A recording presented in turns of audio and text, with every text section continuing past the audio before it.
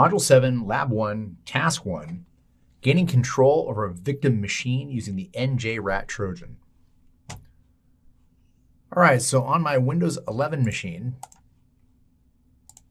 we're going to go ahead and log in as admin with password.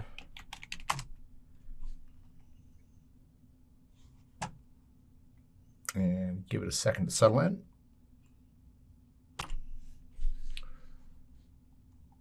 All right, we're going to navigate to the CH Tools folder.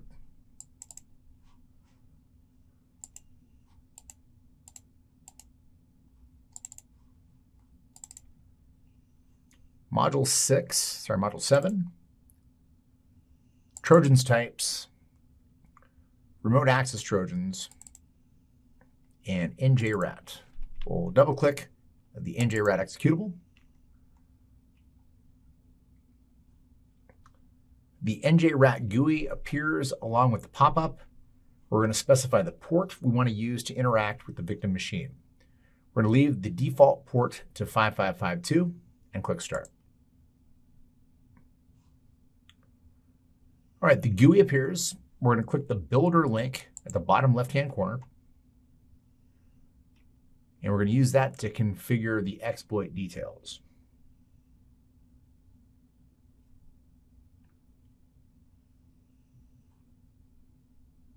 All right, the Builder dialog box appears. We're going to enter the address of the Windows 11 machine, 10.10.1.11.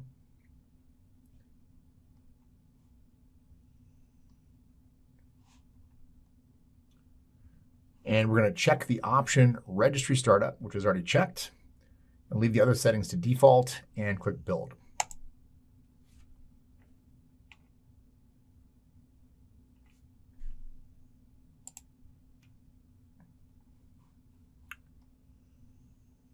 All right, we should get a Save As dialog. There we go. We're going to save this on the desktop as test.exe.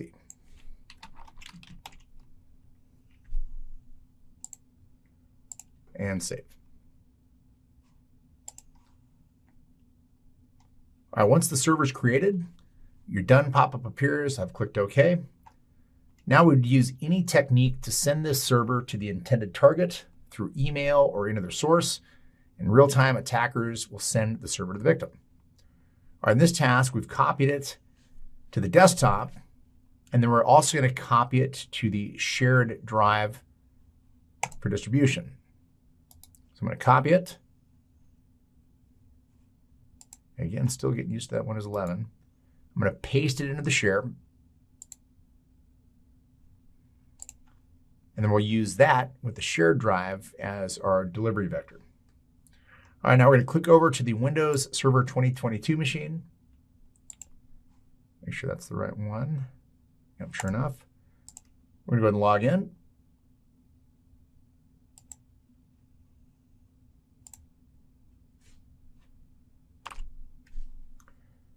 Password to password.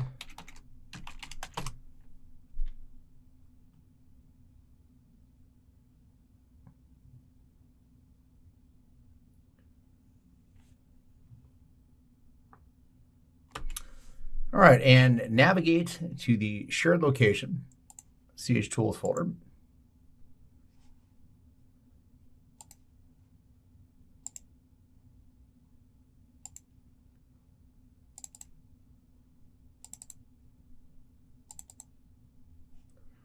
And we're going to double click the server test.exe to run the malicious executable.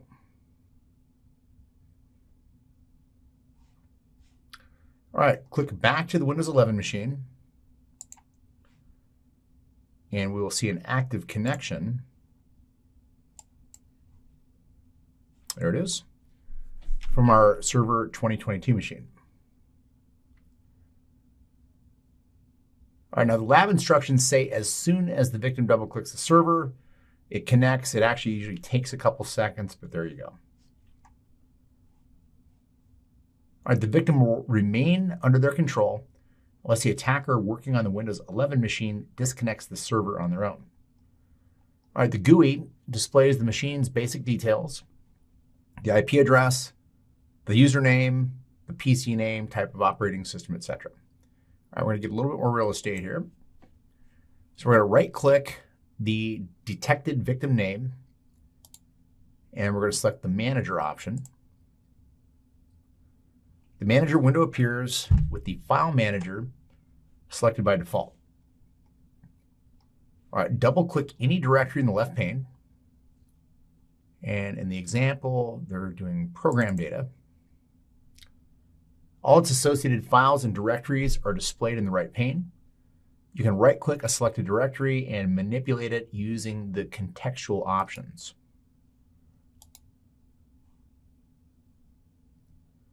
All right, go ahead and click on Process Manager. And Process Manager will redirect you to the Process Manager, where you can right-click on a selected process and perform various actions like kill and delete, or restart process. All right, go ahead and click on Connections. Select a specific connection, right-click on it, and you've got the option to kill connection. All right, go ahead and click on the registry.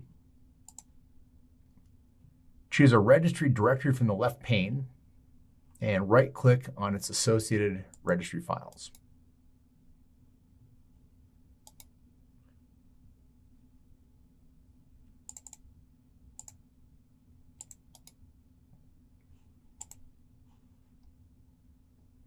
All right, click Remote Shell. And this launches a remote command prompt for the victim machine. In the text field present in the bottom lower section of the window, type in ipconfig all and enter to view the IP configuration. All right, you can issue other commands that can be executed in the command prompt of the victim machine as well. In the same way, click Services. You'll be able to view all the services running on the victim machine. In this section, you can use options to start, pause, or stop a service. All right, close the manager window. Right-click on the victim name and select Remote Desktop. All right, this launches a remote desktop connection without the victim's awareness.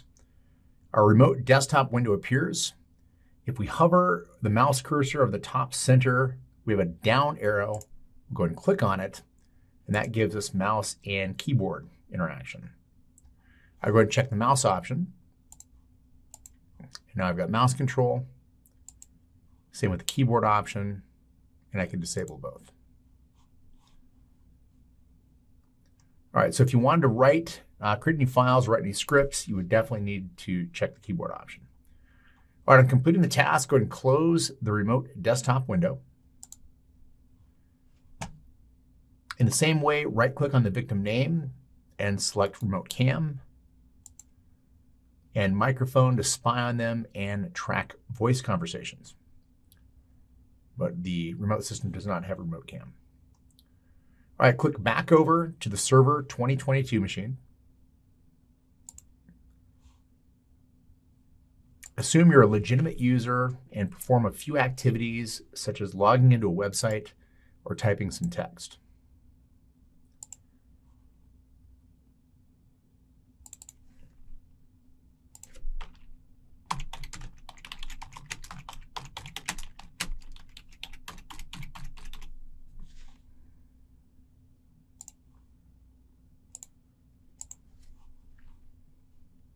All right, click back to the CEH Windows 11 machine. Right-click on the victim name and select the keylogger. All right, the keylogger window appears, and there are my typed keystrokes. All right, close the keylogger window. Right-click on the victim name and open chat. A chat pop-up appears, enter a nickname, here we're using hacker, and click OK. All right, type a message, and click send. And in real time, as soon as the attacker sends the message, a pop-up appears on the victim's machine. You're hacked.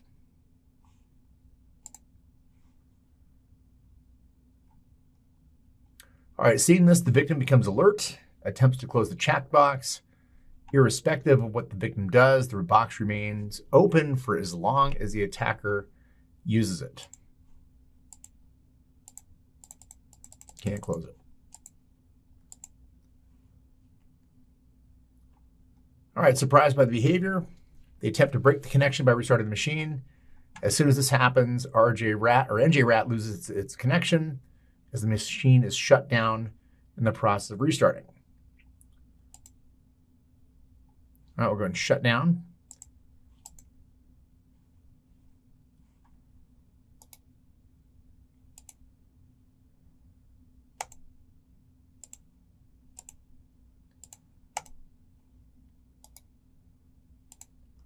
Or restart.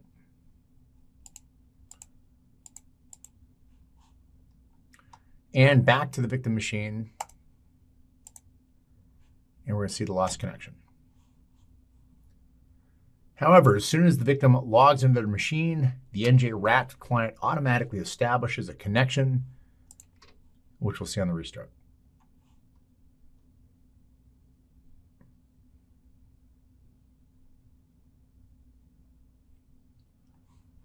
I'm going to go ahead and pause while that machine restarts. All right, the server 2022 machine is back up. We'll go ahead and log into it.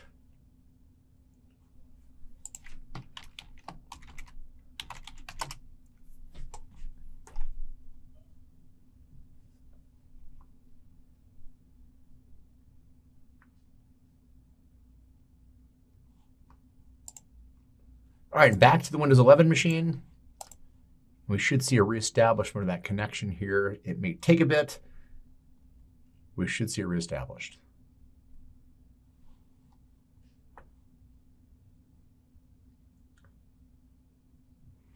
And there it is.